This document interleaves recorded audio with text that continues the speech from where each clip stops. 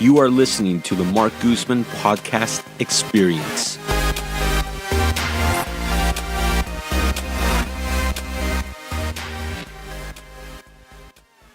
Okay, so next topic is SB 50. So Senate Bill 50 is being introduced, and this is very interesting because, again, we keep going back to housing issues in California and also the Bay Area.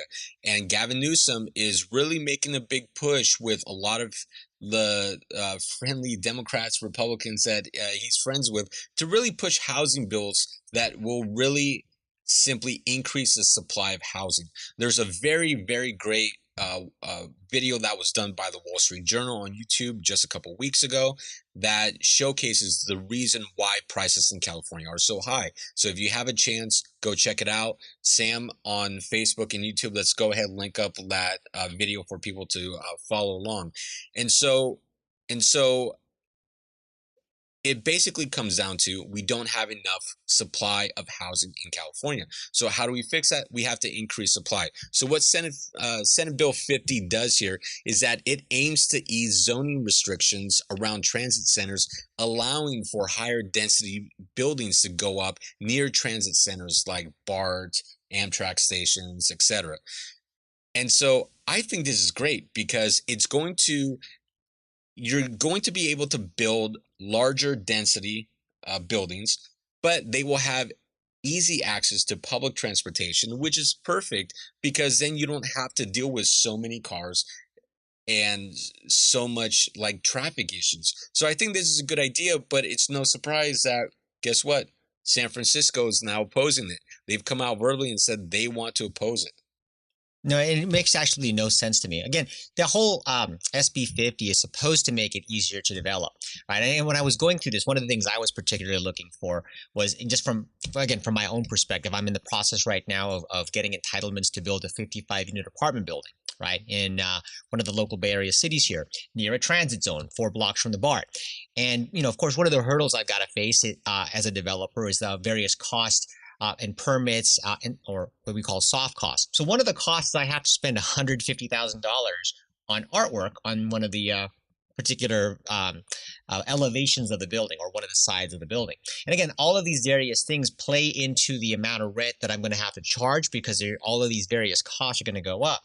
So one of the things it didn't really address things like that because there's all kinds of different beautification laws that go along depending on each city. And this kind of addresses it from a state standpoint. But then you have cities like San Francisco that'll turn around and oppose it regardless. And so millions and millions of dollars are spent battling back and forth to get something done exactly the way everybody wants it, that everybody absolutely needs, which actually doesn't make it that much easier.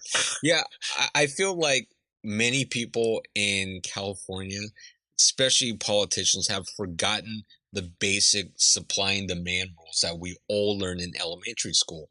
The more inventory you have, and if demand remains the same, prices drop. Right. If demand drops, inventory rises, you have a much bigger drop. So the key, and we have a high demand here in California of people wanting to move here, wanting to live here. The reality is California, again, as a reminder, is the 4th or 5th largest economy in the world if it was separate by itself.